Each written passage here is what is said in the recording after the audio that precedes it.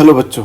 तो मैं एक और न्यूमेरिकल लेके आया हूँ, इसका TIR के ऊपर बेस्ड। और ये क्वेश्चन जेई में 2011 में पूछा गया था कि a ray of light travelling in glass is incident on glass air interface at an angle of incidence theta. The reflected and transmitted intensities are denoted by R and T, and both are plotted against angle of incidence theta. So the correct sketch will be, ठीक है। Situation ये है बेटा, मैं हिंदी में इसको समझा देता हूँ कि एक रे है वो ग्लास से हवा की तरफ जा रही है, ठीक है। और अभी वो किसमें है? ग्लास में।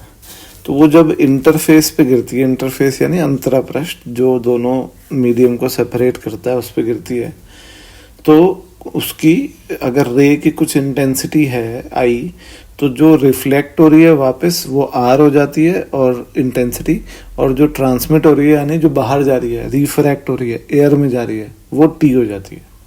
तो आर और टी रिफ्लेक्टेड और ट्रांसमिटेड इंटेंसिटी है।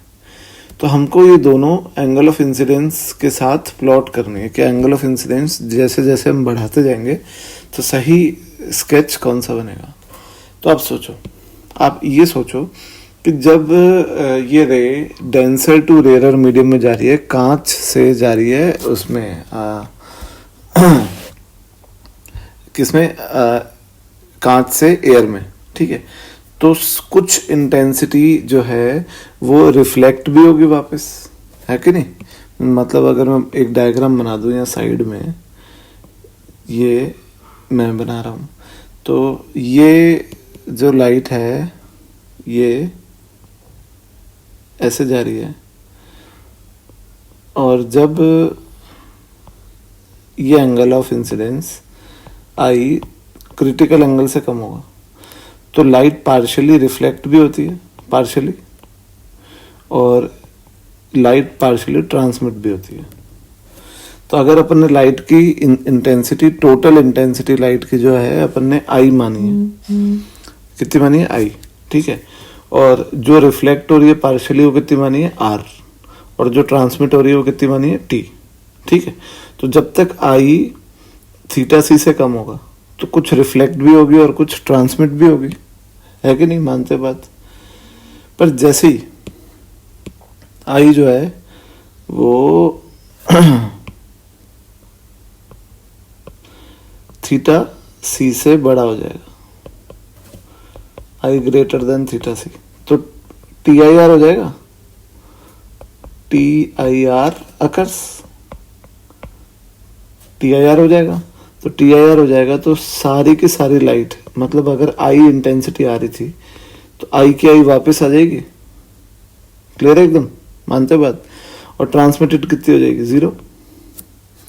इस हिसाब से हमको ये समझ में आ गया कि पहले तो कुछ ट्रांसमिटेड भी होगी और कुछ रिफ्लेक्टेड भी होगी, और सडनली एक एंगल के बाद, क्रिटिकल एंगल के बाद, क्रिटिकल एंगल एक्यूट एंगल ही तो होता है, तो एक एक्यूट एंगल के बाद 100% लाइट जो है वो सिर्फ क्या होगी? रिफ्लेक्ट बैक होगी, वापस आ जाएगी। तो अगर 100% लाइट वापस आ गई, आई बराबर आर, और ट्रांसमिटेड 0 हो गई एक पर्टिकुलर एंगल के बाद, तो मैं बोलता हूँ कि ऑप्शन नंबर 1 तो नहीं हो सकता, इनकरेक्ट हो गया। 1 इनकरेक्ट क्यों हो गया? क्योंकि 1 में इस पर्टिकुलर एंगल के बाद जो है, उसके बाद भी कुछ ना कुछ ट्रांसमिटेड इंटेंसिटी, ये देखो सॉलिड लाइन है, तो ये गलत है। 2 हो सकता है, ये एक पॉसिबिलिटी है कि ये हो सकता है। और इसी तरह डी भी नहीं हो सकता, डी में भी एक पर्टिकुलर एंगल के बाद, इस एंगल के बाद जो ट्रांसमिटेड इंटेंसिटी है वो ये देखो, ये ऐसे नीचे आ रही है, तो ये नहीं हो सकता। ये एकदम से 0 हो जानी चाहिए ट्रांसमिटेड। तो ट्रांसमिटेड एकदम से 0 किन किन ऑप्शन में हो रही है? एक तो बी में हो रही है और एक सी में हो रही है, और रिफ्लेक्टेड एकदम से 100% इन दोनों में हो रही है, सही है। अब रही बात कि इन दोनों में से कौन सा, तो बेटा आप ये गौर करो कि अगर मैं ऑप्शन नंबर बी की बात करूं तो ऐसा हो सकता है क्या? देखो, जब एंगल ऑफ इंसिडेंस 0 है तो ट्रांसमिटेड 100% है, तो रिफ्लेक्टेड 0 होने चाहिए, भाई अगर 100% लाइट बाहर जा रही है तो रिफ्लेक्ट क्या हो रही है, 0। तो ये रिफ्लेक्टेड नॉन जीरो कैसे है, समझ गए आप। और इसमें देखो ट्रांसमिटेड 100 से थोड़ी सी कम है और रिफ्लेक्टेड उतनी ही, मतलब ट्रांसमिटेड 2% कम है, ट्रांसमिटेड 98% है, तो रिफ्लेक्टेड 2% होगी, ताकि इन दोनों का सम 100% हो जाए। तो करेक्ट ऑप्शन कौन सा हो गया अपना, सी। सी इज द करेक्ट आंसर। आगे बच्चों समझ। तो ये जो है ये जेई का एक क्वेश्चन था, 2011 में पूछा गया था। Thank you.